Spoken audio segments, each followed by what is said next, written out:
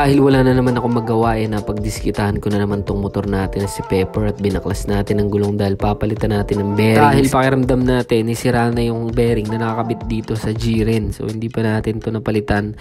Kaya check muna natin ng the best. Pero as per checking ko dyan mga padi is okay pa naman, wala pa namang alog. Kaya ang ginawa ko dito, neg-grease lang natin siya ng high temp. Bali lagpas 1 month na nga palang gamit natin tong mugs natin na G-Rin. And ang issue dito kasi is yung bearing niya na nakalagay dito ay mabilis masira. Kaya chinecheck natin ngayon. Paano nga ba i-check yun mga padi kung sira na o palitin na yung inyong mga wheel bearing? Simple lang yung mga padi, alog-alogin nyo lang, baklasin nyo. Pwede din na hindi nakabaklas pagka yung ramdam niya pag namemreno kayo parang magi-split yung gulong nyo o pag nagpe-preno kayo parang umiiba siya ng way ng pupuntahan yun. Matik yun, sira na yung may kalug na yun mga padi. So dapat kasi walang play yun at dapat pagpe-preno kayo is smooth lang yung diretso lang yung shit, paano ko ba ipapaliwanag? Basta parang umiiba siya ng way gaya na sinabi ko kanina, ganun yun pag sira na. And yun, payo ko lang mga padi, kung magpapalit kayo ng G-Rin na mugs katulad nitong sa akin, mas mabuti na palitan nyo na agad ng original na wheel bearing from Yamaha para solid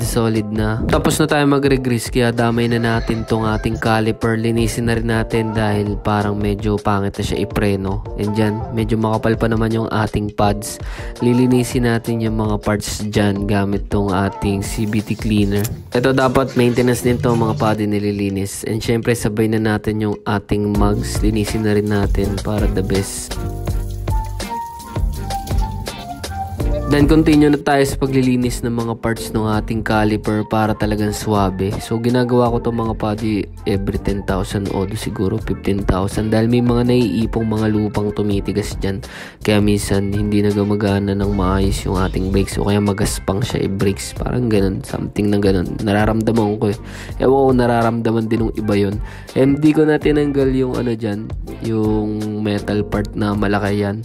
Kasi all good na yan, nagrasahan ko na yun nung nakaraan kaya di ko na siya binaklas. And since makapal pa yung ating brake pads dito mga padi, lilihain lang natin siya ng bahagya lang para matanggal lang yung mga dumi niya ng mga namuong lupa para talagang swabing swabe. Ito nga pala yung hobby ko mga padi, no? Yung gawin ko yung sarili kong motor. Pero sa ibang motor, natatakot akong gawin kasi baka masira ako. Tulad dito sa motor ko, no?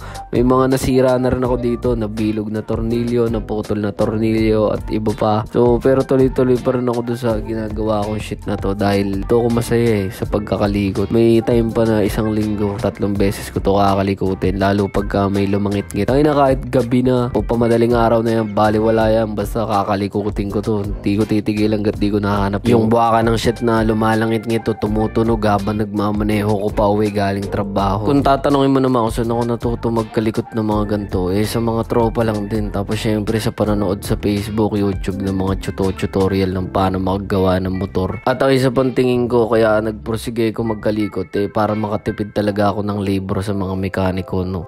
Kuripot ang puta. Pero real talk lang naman mga padi, mas maganda alam mo yung motor mo, no? Kung paano nag-work yung mga bawat pyesa dyan para hindi ka mapagsasamantalahan ng mga mekaniko mapagsamantala.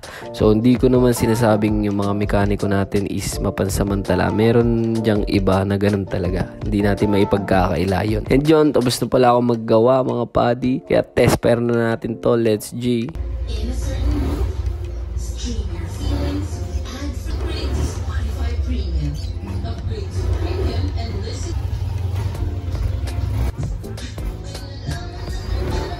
At all good na nga mga padi. Maraming salamat sa tumapos ng video. I'm out.